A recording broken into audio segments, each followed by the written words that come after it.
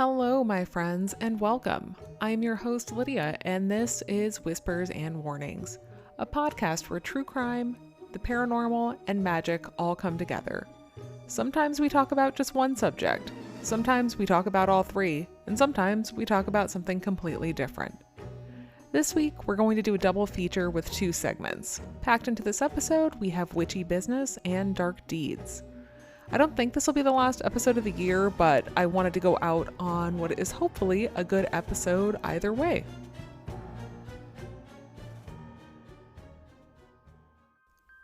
First up tonight in Witchy Business, we have the subject of Yule. As I've stated before on this podcast, I celebrate Yule, not Christmas, in my home.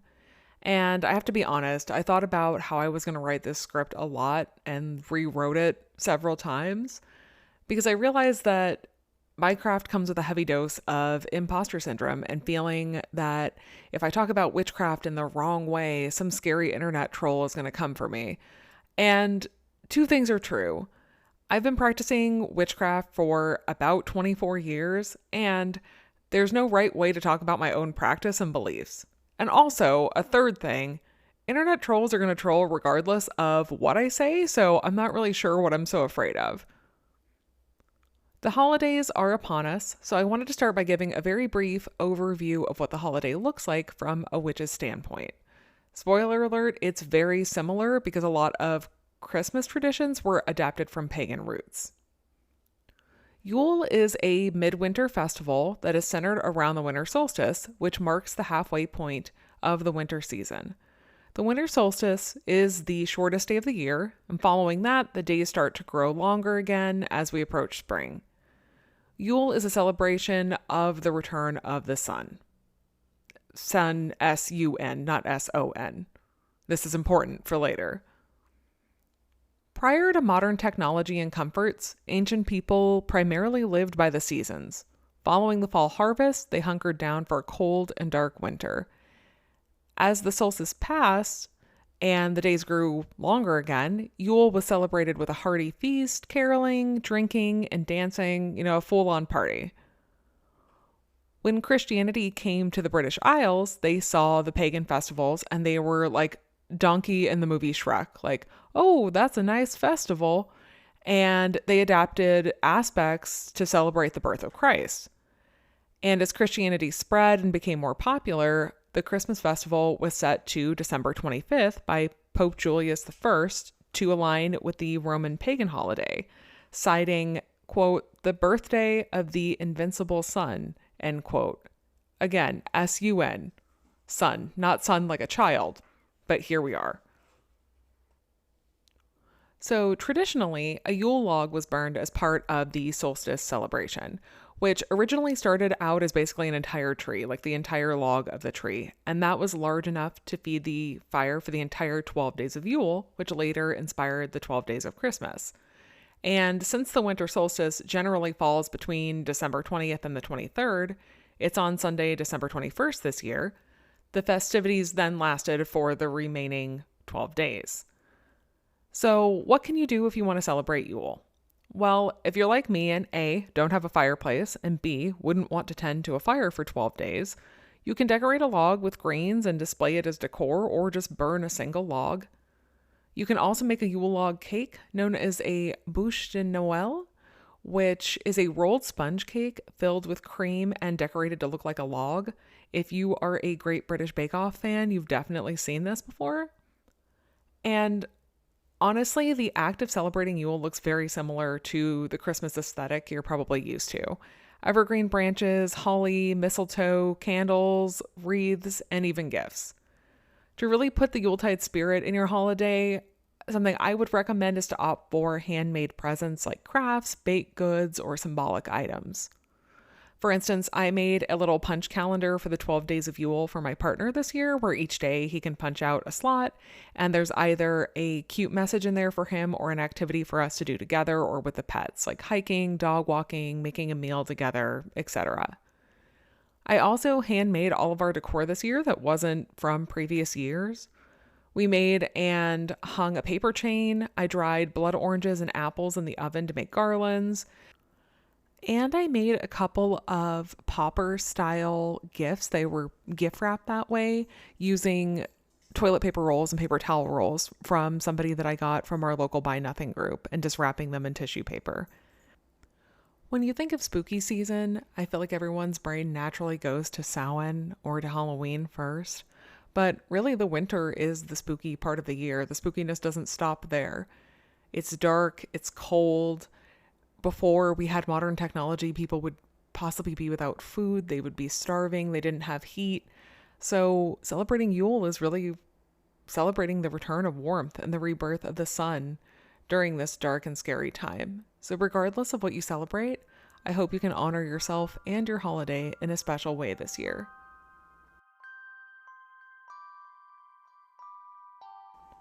And speaking of things that are dark and spooky, tonight in Dark Deeds, we have the disappearance of Trevor Deely. 25 years ago, in the early morning hours of December 8th, 2000, a 22-year-old Irish man named Trevor Deely disappeared in Dublin. Trevor Deely was born on August 15th, 1978, to his parents Michael and Anne Deely, and is the youngest of 4 siblings. He grew up in Naas, County Kildare in Ireland, and studied business at the Waterfront Institute of Technology after finishing school, but dropped out in his second year. He then completed a computer course in Dublin and started working in the IT department at the Bank of Ireland Asset Management Department on Liaison Street in 1999. The night of his disappearance, he had attended his company's Christmas party, so this would have been the night of December 7th, 2000. The group had drinks at Cooperface Jack's and the Hilton Hotel and then moved the party down to Buck Whaley's nightclub, which was on Lower Liaison Street. Deely left the nightclub at around 3:25 a.m. on December 8th and started walking in the direction of his apartment building. And the weather was horrible. There was a heavy storm with wind gusts up to 70 miles an hour, but there was also a taxi strike happening, so he was forced to brave the miserable weather on foot. About 10 minutes after leaving the nightclub, he stopped off at his office building, and this is confirmed as he was let in after calling security.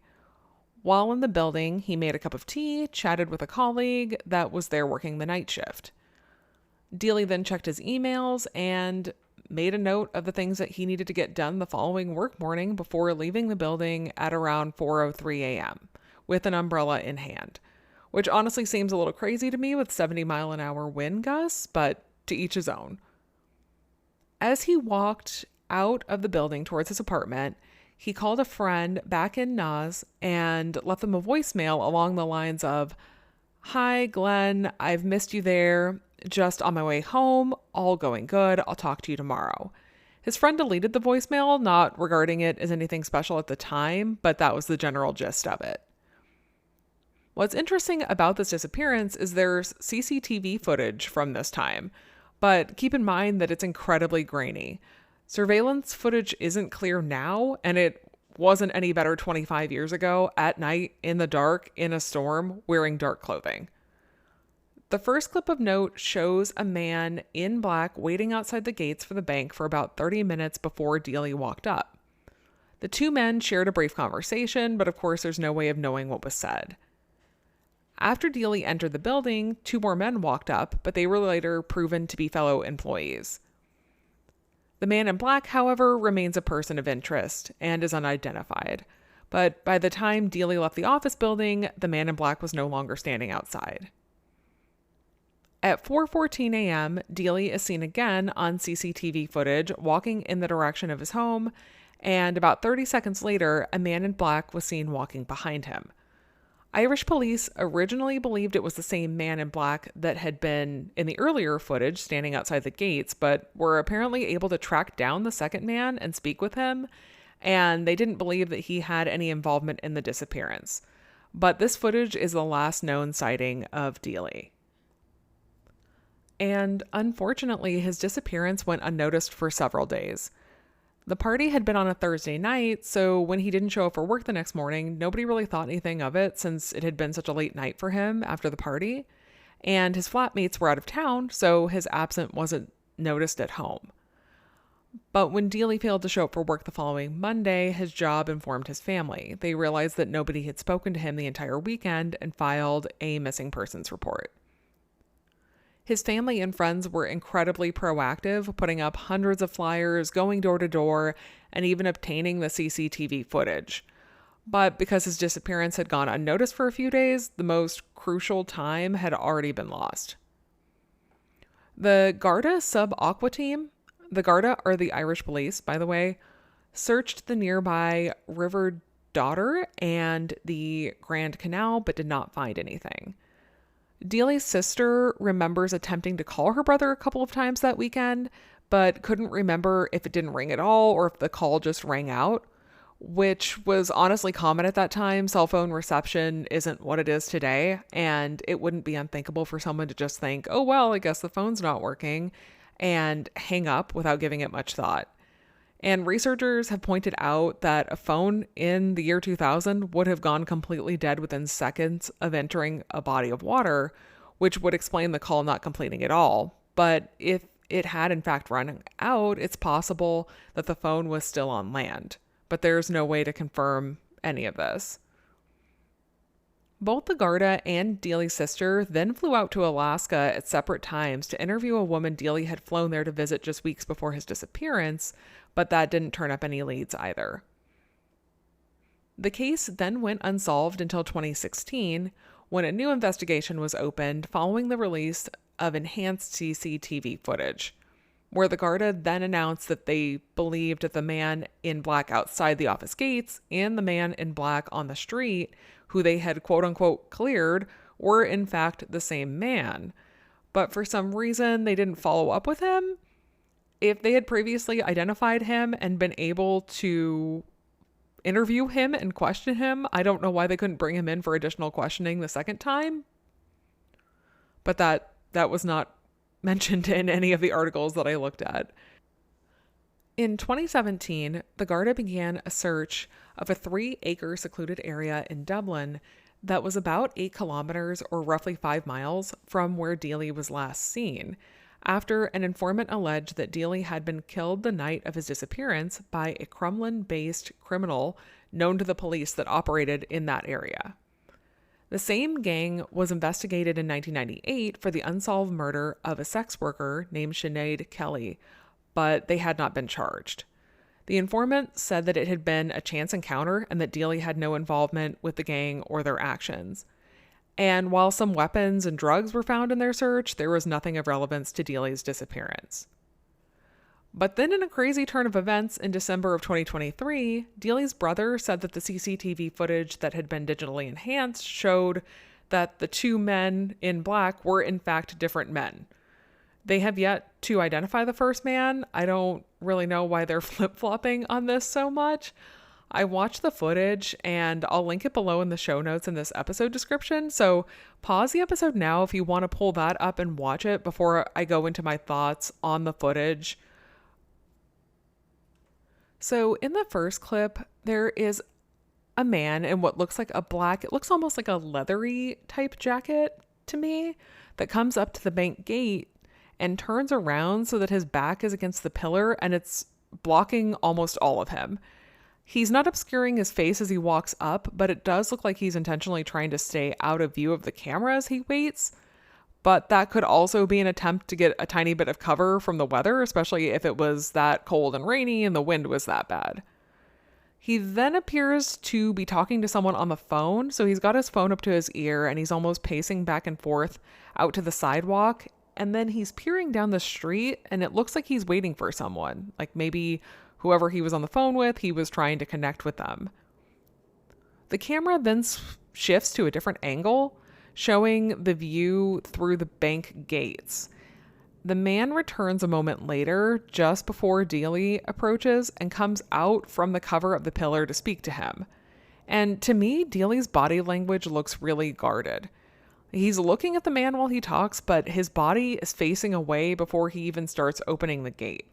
Like, he's giving me the vibes of, like, if you've ever, like, walked out to your car or something and there's been somebody out there waiting for you to talk to you or ask you a question or something, but you're getting bad vibes off of it. So you're just trying to like play it cool and be like, oh, no, thank you.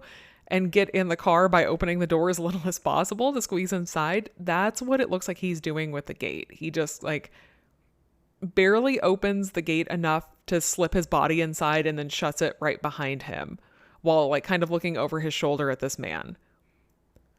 And the clip I linked, it doesn't show the additional two men that show up, but then the footage cuts to Deely leaving with the umbrella, and his body language is a lot more relaxed. He opens the gate a little bit wider on his exit, and then he stands out there for a few seconds, kind of just getting himself sorted, getting the umbrella ready before he starts walking down the street. And then in the second set of footage, where Deely is seen walking down the street with the man in black following behind him about 30 seconds later, I'm certainly not an investigator, but I can't see how you could tell if this was the same man or not based on what we have. I will say, on its own, the second clip doesn't really show anything suspicious.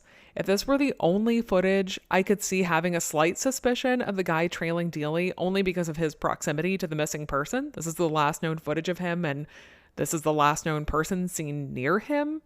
But in the context of the first clip, it's pretty suspicious in my opinion. Let me know your thoughts and observations in the comments or send me a message for sure. I'm curious to see what you guys think.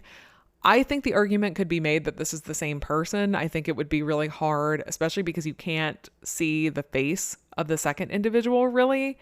I think it would be hard to rule out that this was the same person or not. But as of 2025, the Garda have confirmed that this case remains a missing person case and not a murder investigation, and remains unsolved.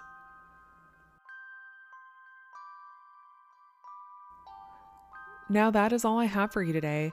If you enjoyed this episode, subscribe to the channel, share with your friends.